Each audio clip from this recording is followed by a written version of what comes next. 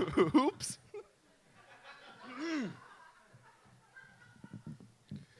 Good evening.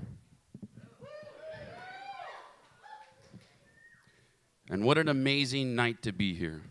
100. Quite a feat. Thank you, Emily and Lindsay, and all who have contributed throughout the years. It's awesome.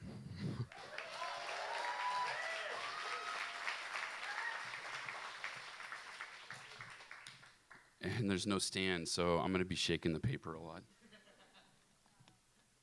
It's a scary story.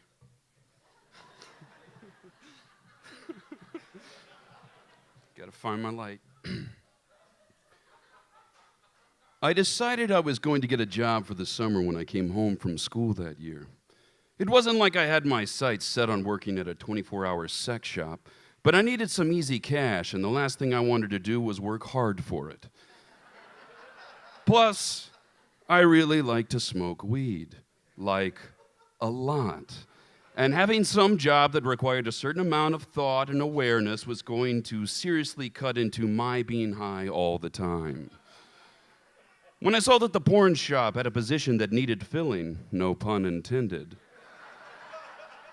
I jumped at the chance, figuring that sitting around for 8 hours at a time watching fuck tapes while dusting the occasional dildo or two was the perfect gig for an open-minded, free-thinking stoner like myself. The manager, Jake, who insisted I call him Jakey, hired me on the spot, proclaiming he could tell by looking at me that I had the goods. I couldn't fault him there, and I wholeheartedly accepted the position without asking any further questions. My first shift was to be that night during which Mr. Jakey assured me he would show me the ropes. I had just enough time to go home, get high, and come back. Don't worry. I got high again in the parking lot before I went in. Now, upon my arrival, Jakey did less showing me the ropes than he did flirting heavily with me for 30 minutes before losing interest, giving me a brief tutorial on the cash register and tossing me the keys as he headed out the door. Oh yeah, keep an eye on the arcades. A couple guys went back there a while ago. Haven't heard a peep from them since. Arcade? I replied. We have video games here?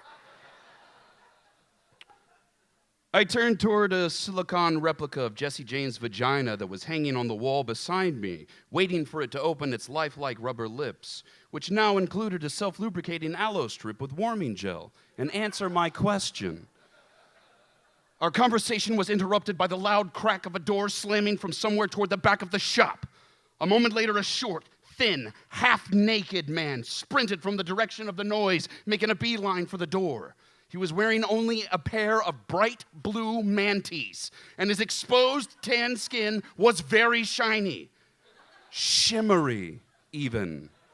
It was like his entire body had been coated in an extra high gloss candy finish. He was carrying a bunched up ball of clothes that he was clearly in too big of a hurry to put on. He hit the door, plunged out into the world, and was gone without looking up or breaking stride. I sat there, trying to decide if the man was real or if I had just imagined him.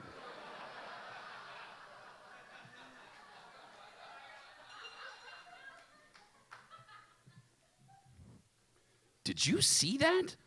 I asked, turning to the pocket pussy. Just as I thought the thing was about to answer and assuage my fears of hallucination, I heard more noise coming from the back. First, there was a thud, followed by a clang, and then a sharp bang. For a second, I thought I was in the middle of a 60s-era Batman brawl when I heard someone call out. "Hello?" Came a voice from the origin of the commotion. "Hello? Is anyone out there? I could use some help back here." I sat for a moment awaiting instructions from the rubber vagina on what to do in a situation before I finally decided to answer back. Hello? I stammered. I'm here. What can I do for you, sir?"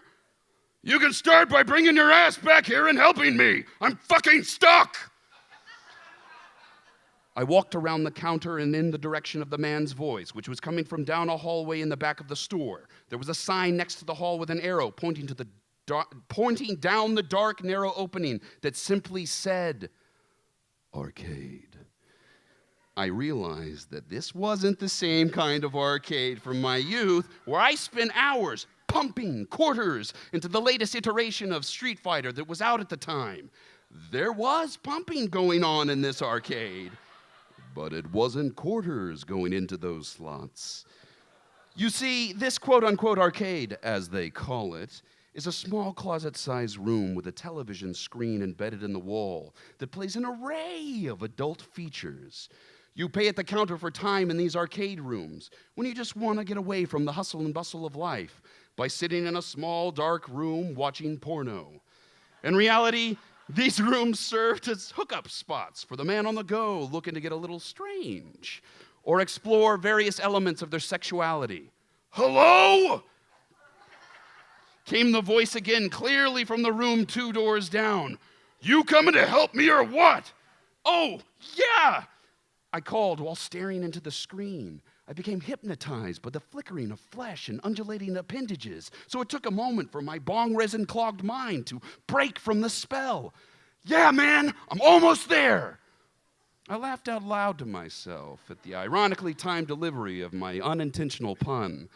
Man, is there anything greater than sexual innuendo-inspired puns? If there is, I don't want to know about it. I approached the door and tried to mentally prepare myself for what I was going to see on the other side. I'm no stranger to danger when it comes to seeing fucked up shit, so I went through a battery of bizarre images in my head with hopes that they would help dull the shock of whatever reality had in store for me. Sadly, I must say, they did not. The first thing I remember seeing was hard to make out in the near darkness with only a small amount of pink-hued light from the television screen. But it looked like a moist tuft of animal fur with a quarter-sized divot taken right out of the middle. Slowly, my eyes began to adjust, and I was able to see this with sharp detail of things as the entirety of the scene snapped into focus. There, lying on the floor, was a very overweight, very hairy, very, very oily gentleman with no pants on. He was lying on his side, facing me with his hands behind his back. His tremendous gut ballooned out from the bottom of the filthy yellow wife beater he was wearing, thankfully covering what I could only guess were a set of unimpressive genitals that even he was glad he couldn't see anymore. What I had initially mistaken for a tuft of animal fur turned out to be a veritable forest of dense, wire-like hair growing out from the bottom of his belly in such a way that his torso appeared to be sporting a Third-Eye Blind-inspired chin strap. The man's pants were wadded up in a tangle around his ankles, which I guessed was part of the reason he was stuck on the floor. Well, are you gonna help me, or are you gonna keep staring at my goodie bag all night? My eyes snapped up to the man's ultra-hairy face to see that he was clearly not happy. A matted tangle of facial hair was smeared across his chubby face haphazardly with no rhyme or reason. Some of it looked as thick as his gut beard, but other parts seemed wispy and comical in comparison. I could see a sliver of wetness open and close in time with his voice, which I assumed was his mouth.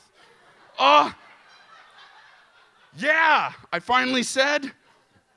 Sorry, let me give you a hand. When I took a step in, I could clearly see why his arms were around his back. He was in handcuffs, and the tiny steel bracelets were clearly cutting off the circulation in his wrists. When my foot found a puddle of whatever had made this obese naked man so shiny, I slipped forward, losing my balance. I tried desperately to grab at the wall and steady myself, but it too was covered in the mystery substance.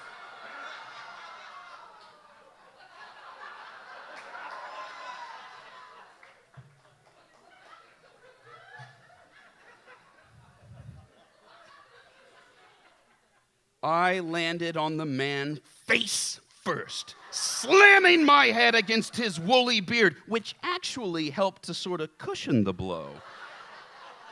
His beard, however, was so saturated in the slick wetness that droplets of moisture flung off upon impact, like the slow-motion sweat of LeBron James on a Gatorade commercial. The rest of my body landed nicely across the wet, naked man, and my arms inadvertently wrapped around his torso, as if I were here to deliver the world's wettest and most awkward bear hug. No pun intended. "Jesus Christ, kid," yelled the man. "Get the hell off of me and help me up already. I'm not back here giving out freebies." I tried desperately to push myself up and off his hairy gut, but it was so slippery it felt like I was fighting against quicksand. The more I struggled, the worse it got, until I finally managed to roll off and pull myself to my feet using the bench seat attached to the wall opposite the television.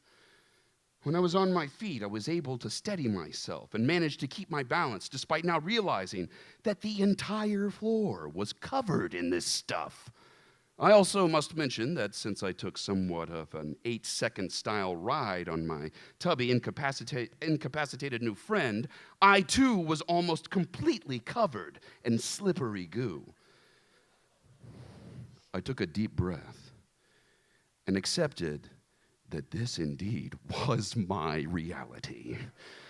And I was going to have to act calmly to get out of it. Okay, I said to the man. "Where is the key to the handcuffs? We need to get those off first and fast. That little lying, thieving bastard took them and left me here like this." "Oh, okay," I said, turning to look at the mashing of sex organs on the screen, hoping it would inspire a solution to this problem. That's when it hit me. "I'll be right back," I told the man as I very carefully stepped out of the room, making my way back to the main area of the store. I rushed over to the wall where several leather whips were hanging along with a latex suit, complete with a zipper mouth mask. Smack in the middle of those things hung several packages of novelty handcuffs, and I ripped one open to retrieve the key. I dashed back down the hall, carefully stepped into the room, and bent over the man, who kindly rolled over onto his bulbous gut to make his tethered arms more easily accessible. I had no idea if this key would work, as I was only operating under the assumption that all or most novelty sex shop handcuffs use a universal key.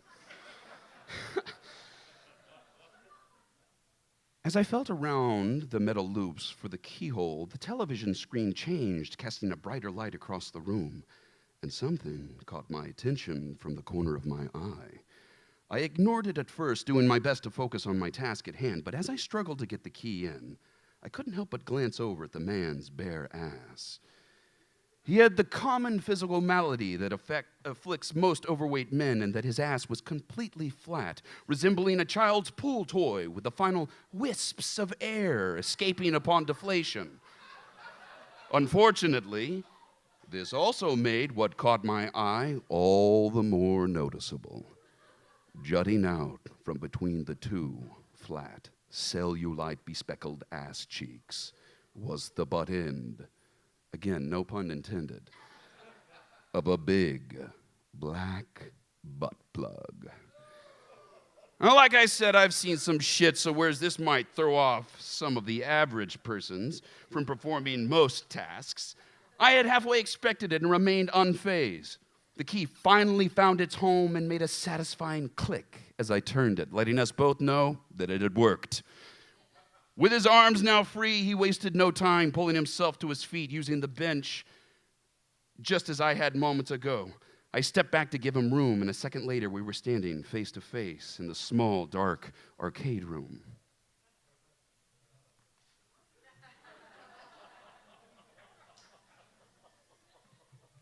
The story's hot.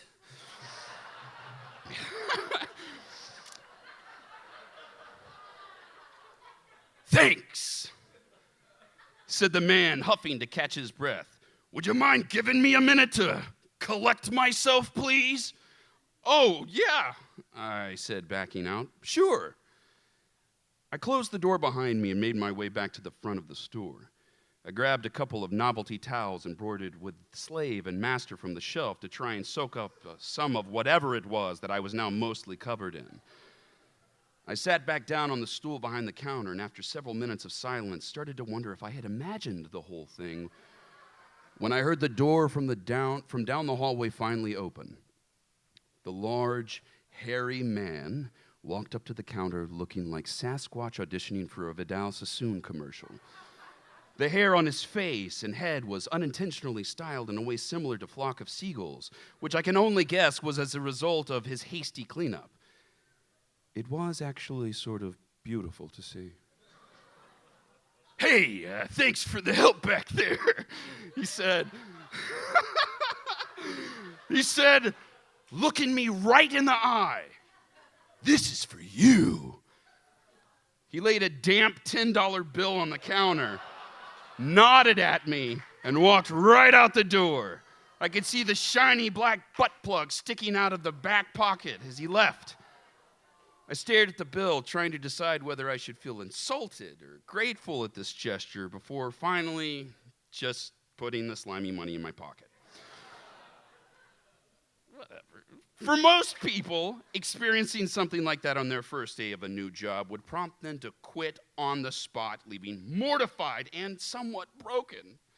Not me, though. I chalked it up to just being another day on the job and stayed the entire summer. I talked to that rubber pussy on the wall more than any of my friends and family for those few months, as it became the Wilson to my Tom Hanks a la Castaway.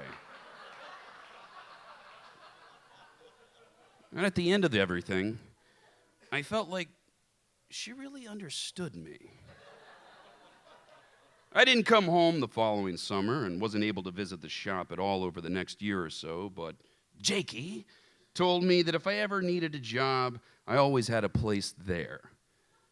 And I'm not sure why, but that sentiment strangely comforted me, taking some of the sting out of the loneliness I felt trying to find my way during that part of my life.